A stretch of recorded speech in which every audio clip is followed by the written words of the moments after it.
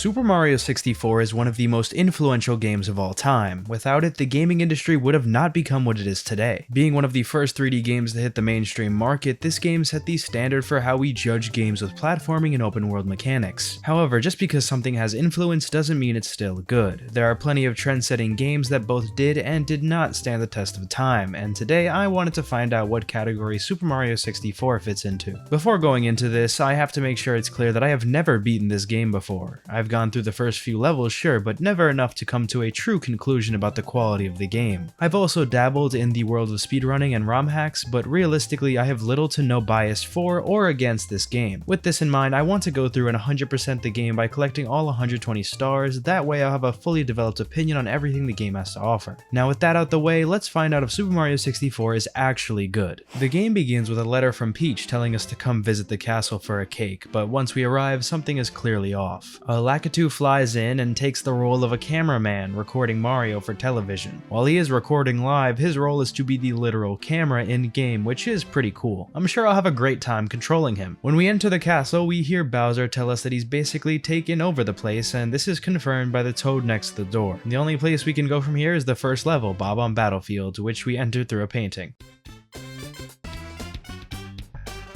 I mean, talk about making a first impression. Imagine being a kid playing through this for the first time. The first stage does its best to teach you the mechanics of the game while staying immersive. The second you load in, you have to climb to the top of the level and defeat a boss. The second mission teaches you how to move quickly by long jumping and diving. And some of the other stars introduce you to cannons, red coins, and even the fact that completing certain objectives will give you access to stars. Everything about this level feels like the perfect tutorial since it never holds your hand, yet it isn't overly difficult. Completing this level made me want to give each course in the game a rating, and I like to start by giving Bob-omb Battlefield a solid 8 out of 10. Before moving on, the order of me completing these courses is pretty random honestly. Considering this game gives you a ton of freedom in where you can go, I decided to complete these stages based on how I felt in the moment. Anyway, the next course is Whomp's Fortress, and this was another one that I enjoyed quite a bit. This one had a lot of verticality to it, which was pretty fun to navigate through side flips and triple jumps. This stage pretty much doubled down on everything Bob-omb Battlefield did, but this time with the new threat of falling off the map and being sent out the level. Aside from this cool platforming though, this level wasn't anything special, so 6 out of 10. Next, I decided to go into Cool Cool Mountain. I didn't have any fond memories of this stage as a kid. In fact, I distinctly remember hating it a lot, particularly because of the ice mechanics. Basically, this takes the similar vertical format as Whomp's Fortress, but makes the entire thing slippery. As for the missions themselves, I liked them honestly. There was a cool slide level, one where you had to take a baby penguin back to its mom, and an interesting red coin star where you're encouraged to explore the whole map.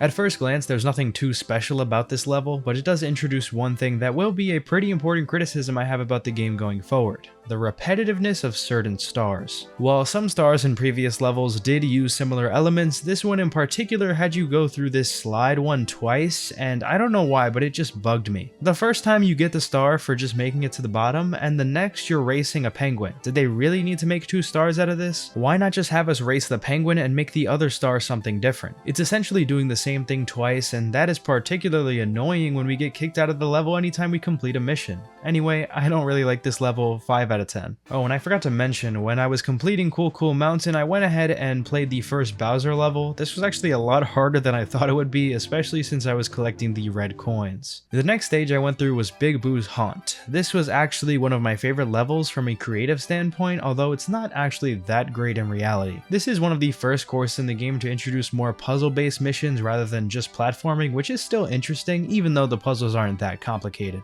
As a kid though, I'd say this was actually a pretty scary place, especially that piano. 6 out of 10. After finishing this stage, I decided it was time to stop ignoring Jolly Roger Bay. Typically I hate water levels, but for some reason I don't mind this one. Perhaps it has something to do with this level not really having that many enemies, making it a more relaxing experience. Of course, the music helps to push that idea even more. Well, actually, everything about this level is calming except for that eel. I don't really know why they had to add that guy in there, but for some reason I was terrified of it as a kid. Anyway, cool level, 7 out of 10. Now that we've basically completed the first floor, a whole new group of levels has opened up for us. I know it's super out of order, but I went ahead and checked out Dire Dire Docks. Actually though, I only did a star or 2 here before doing something else because this stage is like everything bad about a water level amplified. We'll talk about this later though. For now we had some other stuff to handle. I beat the second Bowser level and also unlocked the Vanish Cap, giving us access to more stars in other levels. Oh, and I don't don't know why I didn't mention this earlier, but I also did get the wing cap. The next real stage I took on though was Lethal Lava Land. While I thought I wouldn't have liked this stage as much, it ended up being pretty fun. Using the lava to platform and take shortcuts was fun, and I think considering how simple this place looks, it had a lot to offer. It was also pretty awesome jumping into the mini volcano and there being a whole new area to explore. And of course, the best part of the level was riding the Koopa shell across it, collecting 100 coins. 7 out of 10. Next up is Shifting Sandlands, and I spent a shocking amount of time here. For some reason, getting these red coins was like the hardest thing I had done in this game, and it wasn't even that bad. Like, they're literally just floating in the sky and all you have to do is use the wing cap, but somehow I kept falling into the quicksand and missing. At this point, I started to use save states a lot because the whole boot out mechanic is genuinely stupid and probably one of the biggest criticisms about this game. It's like I can't even afford to die or else I lose 5 minutes of my life. The level itself though was not that bad, the overworld was kind of boring, but the pyramid inside was really cool and I liked the aesthetic of it. 6 out of 10. Next we move on to Hazy Maze Cave, one of the last levels that I'm familiar with. Growing up I hated this stage and it would typically be the place where I stopped playing. I guess it had something to do with how confusing it could be if you genuinely have no idea what you're doing. To be fair though, the hints in the mission names aren't always clear, and if I had something like the Super Mario Sunshine little preview segments, I'm sure that would have helped a lot. Anyway, I didn't experience that same negativity this time around. There isn't really that much platforming here, so it was admittedly pretty easy to breeze through the entire thing. I don't have much to say about this stage other than that the Metal Mario music is fire. 6 out of 10. With the Metal Cap and Vanish Cap both unlocked, I had access to a lot of other stars in the game, so I got onto doing those and finally got around to Dire Dire Docks again. I did already do some of these stars earlier, but yeah, I really didn't like this part of the game. For some reason, my frame rate would tank when I entered the second half of the level, which sucks because lagging on a 25-year-old game doesn't feel great. 3 out of 10. Now that we've completed the first floor and basement segments of the game, it's time to move on to the top floor and enter Wet Dry World. In my opinion, this level is not very good at all. The concept of the water level changing depending on how you enter the stage is cool, don't get me wrong, but it feels like the execution of it just sucks. There isn't really much in terms of the visuals that save this stage either. There's a nice little town, but even that feels pretty bare bones. 4 out of 10. Unfortunately, the bad levels don't end here because next is Snowman's Land. This is essentially Cool Mountain if it were a lot more boring and annoying. The first level is one of the most annoying stars in the game because you have to climb all the way up to the top of the snowman, but once you reach the top, you get blown off by the wind. And after all that, you have no hat and you have to climb all the way back up now that you know to hide behind the penguin. Besides that, I wouldn't say this stage is particularly difficult, but it certainly isn't very creative either. A redone bully star from Lethal Lava Land, a star that's barely hidden in an ice block, and one that's literally just there for you to get. Like you just walk there and grab the star. This isn't the only level to do this, but it was especially noticeable here. 4 out of 10. Next is Tall Mountain, a level that is not actually as bad as I thought it would be. It definitely still is really annoying, especially when you miss a jump and fall off the entire level, but besides that I don't mind it. There's nothing distinctively creative about this place, so 5 out of 10. I'm kinda skipping around here, but Rainbow Ride is next, and wow, this is by far the worst stage in the game. From a distance you would think that this is the best, after all it's probably the best looking stage. But man, when I tell you that this level is the biggest waste of time in my gaming life, I think I mean it. You literally just sit on a carpet for half of the stars and occasionally do some platforming. Oh, and if you fall off, well, you'll have to do it all over again. I shamelessly abuse save states here because this is the stupidest thing ever. 2 out of 10. The next course is Tiny Huge Island, and I actually didn't hate this stage. I will admit the platforming here is god awful and I can't really tell you how many times I bumped into a wall by accident, but overall the concept is really creative. Basically, there's two different versions of the stage, one where you're gigantic and the other where you're tiny. The game will give you subtle hints as to what you need to do and in the form you need to be in. I think the stars in general are pretty simplistic, but you know what, I don't really mind them that much. 6 out of 10. The last stage in this game is Tick Tock Clock. Now at first I didn't really like this level, and that was mostly because of the stupidity of messing up one jump and having to start all the way from the beginning. And well, if you're expecting me to have a sudden change in opinion, that's not happening. This level sucks. The whole concept of it is cool because depending on the clock clock's position in the castle when you enter the stage, the level will be faster or slower. This is kinda interesting, although they barely use this concept in the stars except for one red coin mission, 4 out of 10. And with all the levels completed and the secret stars collected in the castle, I finally went to Bowser's final level. This was definitely up there with the best designed stages in the game, and pairing that with its epic music made it one of my favorites. Eventually I made it to Bowser, defeated him, and beat the game. I gotta say though, this post-game scene and the credit roll got me a little emotional, even though I don't really care that much about this game. Also, I did not know Peach had voice acting in this part, so it was kinda strange for me to see that, especially from a Nintendo game in the 90s. Anyway, if we look back at the game and combine the ratings of the levels, we get an average score of 5 out of 10.